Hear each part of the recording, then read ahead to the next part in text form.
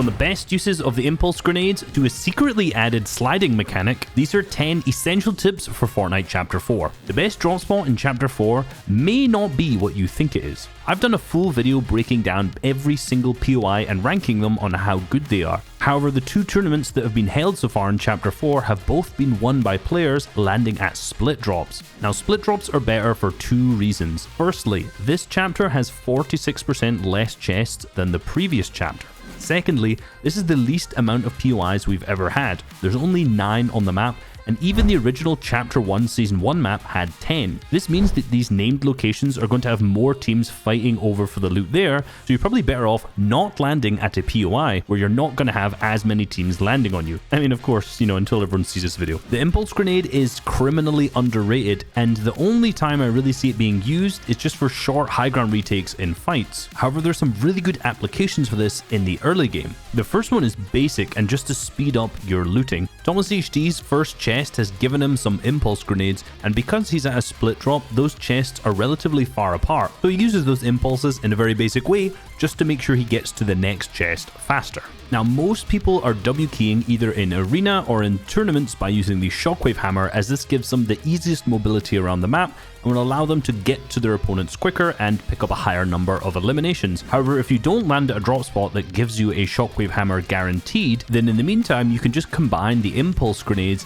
with the aerialist reality augment, as this will be a small form of mobility which will allow you to get to more players and get into more fights. Hopefully where you'll be able to get a Shockwave hammer and then not have to use this any further. Now, due to the lack of loot on the entire Chapter 4 map, keys are going to be incredibly important to ensure you get the best loadout possible. In this game, Pink manages to get 2 of these keys, and he uses the first one to ensure he gets 3 shieldfish from the hollow chest, but notice he does not use the other one, and that's because the other loot that he can get from here just really is not as good as some of the potential you can get from other chests. And this is their plan. That's because on rotation in their mid game, they rotate past another hollow chest spawn, and from that they can actually buy 6 chili chug splashes. I highly suggest you use Fortnite.gg and learn all of the hollow chest spawns near your drop spot. One of the most poorly utilized weapons in Chapter 4 is the Shockwave hammer rotate. Now notice in this position it's the 5th zone, and there are so many players who instantly try to rotate as soon as that zone starts moving. But notice how Thomas HD can spray them in the back and get a ton of damage. This is because you don't want to be the first player who Shockwave hammers,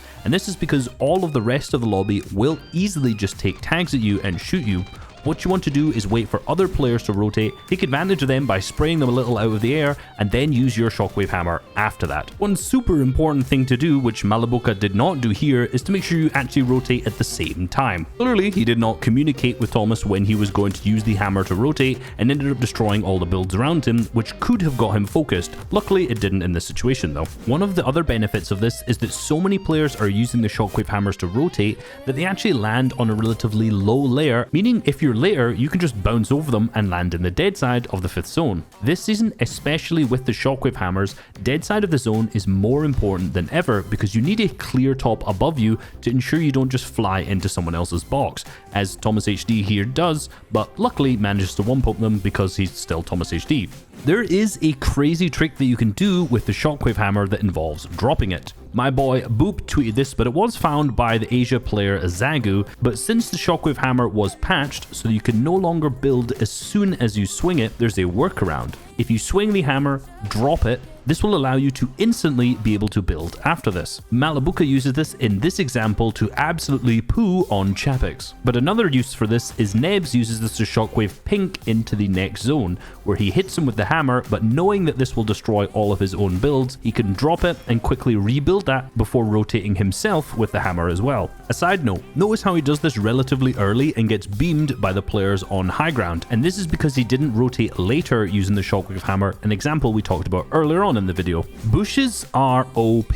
I've been waiting 3 years to say this, but the Bush Warrior Reality Augment will give you HP back if you camp in the bush, up to 151, not 150. And again, you can see a good example from Pink and Nebs where he gets tagged up for a bunch of damage and is able just to go and sit in a bush and continually trade shots back with another player because his HP is always going to recharge up to 150 or 151 max. You can use this to trade surge damage if you're just sitting in a bush because you know you're you're not going to waste any of your heals after this, and you can use it in the mid game as well. For example, here where they got beamed in that mid game rotate and just went straight into a bush, got their HP straight back up, and continued rotating on after that. But because of this reality augment, there's going to be way more players camping in these bushes, so you want to make sure you always shoot a bush before you go into it to check if there's any opponents camping in it. But did you see this? Notice how Nebs slid into this bush and it instantly got destroyed. He didn't swing his pickaxe, so what happened? Well, there's actually a new mechanic added in this season that if you slide into a structure, it will deal 25 damage to it. So my immediate reaction to this was to figure out how can you use this to slide into someone's box. At first, I tried weakening the wall to under 25 HP, sprinting and sliding to see if you would just break straight through. You do not. I tried the same, but on a cone, and this also didn't work, and I almost gave up. But I tried one more thing, which was to sprint, jump, and as I land, slide and see if I'll be able to phase into the box that way. It didn't work, but I don't give up. So I tried again from a slightly different starting point, just under 2 tiles away from the wall, and lo and behold, you phase straight through into the box every single time. Back to the happy music. One of the most broken strats in the game is delaying your reality augment. In this clip, notice how Pink scouts this rotation and he finds that there's some water in the center of this next zone. They both use the hammer to rotate in, and because Nebs has been storing a reality augment, which is Jelly Angler, you'll notice a fishing rod magically appears in his inventory. This reality augment means that every single time he fishes in a bed of water, regardless if there's fishing spots or not, he is guaranteed to get a jellyfish, which is the same as the Chug Splash, but you can only carry 3 in a stack maximum. Had he used this reality augment earlier, he would have had to carry the fishing rod around for the entire game,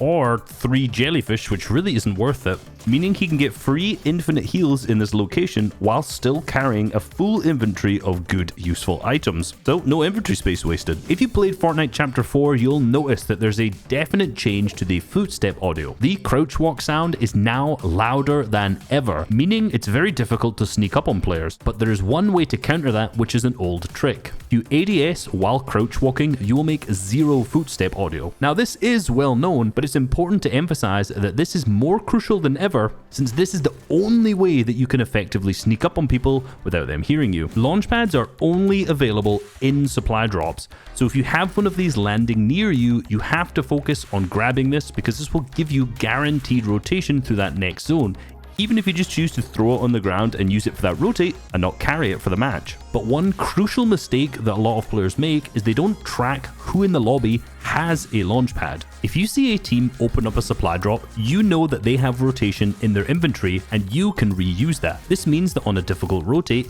if you ensure that you stay close to this team, once they've used that launch pad, you'll just be able to use it as well and get a completely free rotate. And while you're up in the air, you'll see that like and subscribe button. You should hit both of those. Peace.